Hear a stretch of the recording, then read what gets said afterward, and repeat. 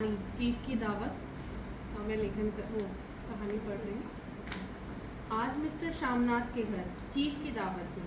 श्यामनाथ और उनकी धर्मपत्नी को पसीना पूछने की भी फुर्सत न थी।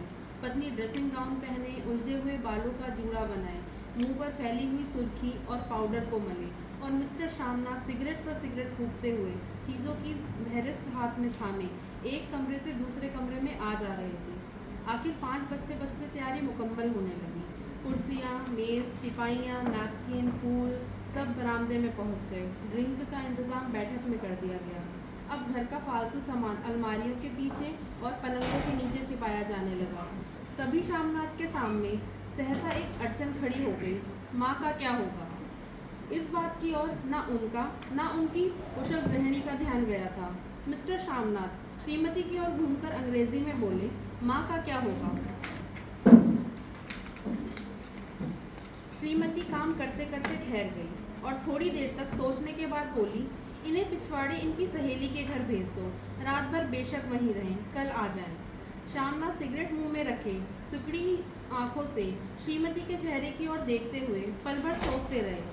फिर सिर हिलाकर बोले, नहीं नहीं, मैं नहीं चाहता कि उस बुढ़िया का आना जाना यहाँ फिर से शुरू हो। पहले ही बड़ी मुश्किल से बंद किया था। माँ से कहें कि जल्दी ही खाना खा के शाम को ही अपनी कोठरी में चली जाए।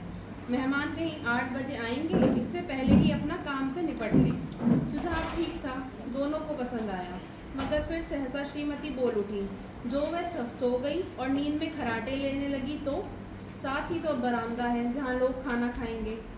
तो इन्हें कह देंगे कि अंदर से दरवाज़ा बंद कर लें, मैं बाहर से ताला लगा दूंगा। या माँ को कह देता हूँ कि अंदर जाकर सोए नहीं, बैठी रहें। और क्या? और जो सो गई तो डिनर का क्या मालूम कब तक चले? 11 बजे तक तो तुम ड्रिंक ही करते रहते हो। श्यामनाथ कुछ खींच उठे, हाथ झटकते हुए बोले, अच्छी भली ये भाई के पास जा रही थी, तुमने यूं ही खुद अच्छा बनने के बीच में टांग अड़ा दी। वाह, तुम माँ और बेटों की बातों में मैं क्यों बुरी बनूं? तुम जानो और वह जाने। मिस्टर श्यामनाथ चुप रहे। यह मौका बहस का न था, समस्या का हल ढूंढने का था। उन्होंने घूमकर माँ की कोठरी की ओर देखा। कोठरी का दरवाज़ा बरामदे में खुलता था। बरामदे की ओर देखते हुए झट से बोले, मैंने सोच लिया है। और उन्हीं कदमों से माँ की कोठरी के बाहर जा खड़े हुए। माँ दीवार के साथ एक चौकी पर बैठी दुपट्टे में मुँह सिर लपेटे माला जप रही थी। सुबह से तैयारी होती देखते हुए माँ का भी दिल धड़क रहा था। बेटे के दफ्तर का बड़ा साहब घर पर आ रहा है, सारा काम सुबह से चल जाए। माँ, आज तुम खाना जल्दी खा लेना, मेहमान लोग 7:30 बजे आ जाएंगे। माँ ने धीरे से मुंह पर से दुपट्टा हटाया और बेटे को देखते हुए कहा, आज मुझे खाना नहीं खाना है बेटा, तुम तो जानते हो मांस मच्छी बने तो मैं कुछ नहीं खाती। जैसे भी हो अपने काम से जल्दी निपट लेना। अच्छा बेटा। और माँ, हम लोग पहले बैठक में बैठेंगे, उतनी देर तुम यहाँ बरामदे में बैठना, फिर जब हम यहाँ आ जाएं तो तुम गुसल खाने के रास्ते बैठक में चली जाना। माँ अवाक बेटे का चेहरा देखने लगी और धीरे से बोली, अच्छा बेटा। और माँ, आज जल्दी सो नहीं जाना, तुम्हारे खराटों की आवाज़ दूर तक आती है। माँ लज्जित सी आवाज़ में बोली, क्या करूँ बेटा, मेरे बस की बात नहीं है, जब से बीमारी से उठी हूँ नाक से सांस नहीं ले सकती। मिस्टर श्यामनाथ ने इंतज़ाम तो कर दिया, फिर भी उनकी उधेड़-बुन खत्म नहीं हुई। जो चीफ अचानक उधर आ निकला तो 8-10 मेहमान होंगे, देसी अफसर, उनकी स्त्रियां होंगी, कोई भी गुसल खाने की तरफ जा सकता है। शोभ और क्रोध में वह झुंझलाने लगे।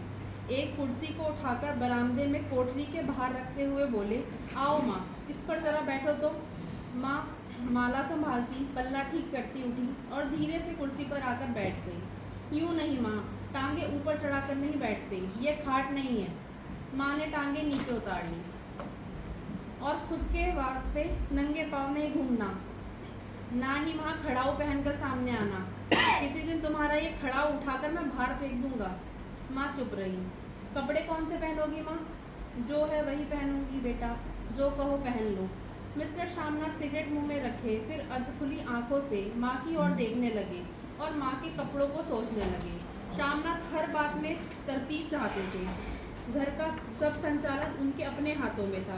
खूटियाँ कमरों में कहाँ लगाई जाएं, बिस्तर कहाँ पर बिछें, किस रंग के पर्दे लगाए जाएं, श्रीमती कौन सी साड़ी पहने, मेज किस साइज की हो। शामनाथ को चिंता थी कि अगर चीफ का साक्षात माँ से हो गया तो कहीं लज्जित नहीं होना पड़े। माँ को सिर से पांव तक देखते हुए बोले, तुम सफ़ेद कमीज और सफ़ेद सलवार पहन लो माँ। पहन के आओ तो ज़रा देखूं।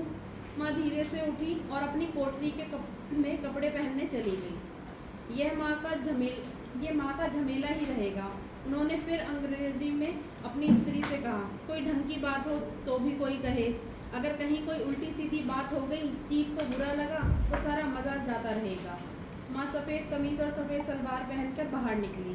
छोटा सा कद, सफ़ेद कपड़ों में लिपटा, छोटा सा सूखा हुआ शरीर, धुंधली आंखें, केवल सिर के आधे झड़े हुए बाल पल्ले की ओर से छिप गए पाए थे। पहले से कुछ कम कुरूप नजर आ रही थी। चलो ठीक है, कोई चूड़ियाँ वूड़ियाँ हो तो वह भी पहन लो, कोई हर्ज नहीं। चूड़ियाँ कहाँ से लाऊं बेटा, तुम तो जानते हो सब जेवर तुम्हारी पढ़ाई में बिक गए। यह वाक्य शामनाथ को तीर की तरह लगा। तिनक कर बोले, यह कौन सा राग छेड़ दिया माँ, सीधा कह दो नहीं है जेवर, बस। इसमें पढ़ाई वढ़ाई का क्या ताल्लुक है। जो जेवर बिका, जो कुछ बनकर ही आया हूँ, निरा लंडूरा तो नहीं लौट आया। जितना दिया था उससे दुगना ले लेना।